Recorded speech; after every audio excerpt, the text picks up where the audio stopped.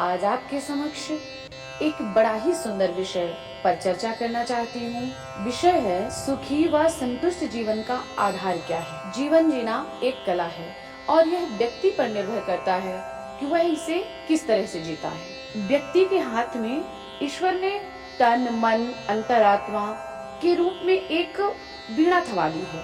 वह इसे कैसे सुर निकालता है यह तो उसके ऊपर निर्भर करता है, या कहूँ उस वीणे का प्रयोग हम अच्छा करते हैं कि बुरा करते हैं, उसका उपयोग सही तरह से हो रहा है या उसका दुरुपयोग हो रहा है, या फिर वह उस वीणे को ऐसे ही छोड़ देता है। यह तो व्यक्ति के ऊपर ही निर्भर करता है। हाँ, किसी भी चीज की अति हो जाए अगर तो वह अपना अस्तित्व खो देती है। मान लीजिए हम एक वीणा वादक हैं, तो हम अगर स्लो चला रहे हैं तो भी उसकी आवाज मधुर नहीं आएगी, और अगर हम फास्ट चल रहे हैं तो भी उसकी आवाज मधुर नहीं हो सकती। तो हमें मध्य मार्ग लेना होगा। अगर संगीत को मधुर बनाना चाहते हैं, एक अच्छा मधुर संगीत सुनना चाहते हैं, तो हमें मध्य मार्ग से चलना होगा। उसी तरह जीवन भी है। इसलिए हमारे पूर्वजों ने कहा, जीवन में पूर्णतया पथ की जो डगर है वह धीरे धीरे पार होनी चाहिए, और जीवन में अपार धैर्य और अनवरत श्रम के साथ जीवन के राजमार्ग पर बढ़ते रहना चाहिए। किसी भी शॉर्टकट का प्रयोग जीवन में नहीं अपनाना चाहिए। अगर हम जीवन में शॉर्टकट नहीं अपनाएंगे तो हम नर से नारायण की यात्रा को पूर्णतया प्राप्त कर सकते हैं। कुछ चीजें हमारे वश में होती हैं और कुछ चीजें हमारे वश में बिल्कुल नहीं होती हैं। जैसे समय हमारे वश में नहीं है, प्रकृति हमारे वश में नहीं है। समय को, प्रकृति को, इन सबको हमें धैर्य पूर्वक स्वीकार करना होगा। जीवन को समग्र रूप से समझना होगा। मानसिक, आध्यात्मिक, व्यवहारिक हर पक्षों का आकलन करना होगा। हर पक्षों को समान रूप से समझना होगा। अगर हम जीवन को पूर्ण रूप से समझते चले गए तो जीवन अपनी चरम संभावनाओं को साकार करने में समय नहीं लगाएगा। जीवन की चरम संभावनाओं को प्राप्त करने के लिए हमें आहार, विहार, संतुलन, इन तीनों चीजों पर ध्यान अवश्य देना होगा। अर्थात संतुलित आहार, निहार, विहार, निद्रा, योग, इन्हीं सबको तो संतुलन कहा गया है। किसी भी चीज की अति ठीक नहीं होती है, इसलिए संतुलन स्थापित करना होगा।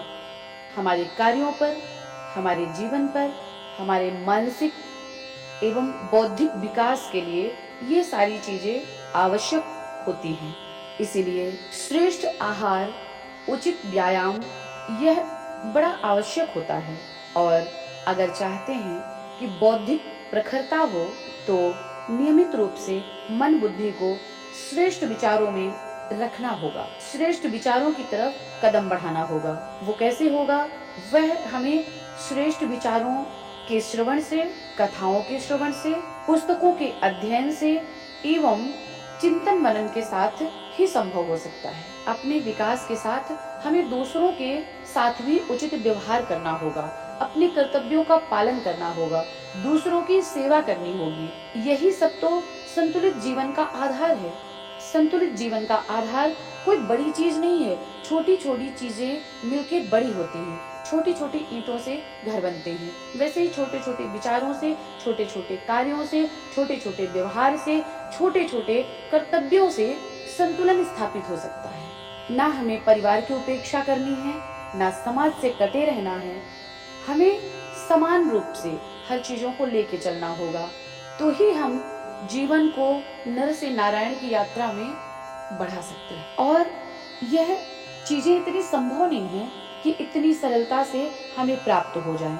अगर इतनी सरलता से प्राप्त होती तो यह प्राप्ति सबको होती, परंतु ऐसा होता नहीं है। यह संतुलन, यह नर से नारायण की यात्रा इतनी सहज नहीं है जितनी सहज मैं आपको बता रही हूँ। हमारे संतों, हमारे श्रेष्ठ जनों के द्वारा ऐसा कहा जाता है कि दो व्यक्ति इस अवस्था को प्राप्त करते हैं, पहला परमहंस और दूसरा पागल।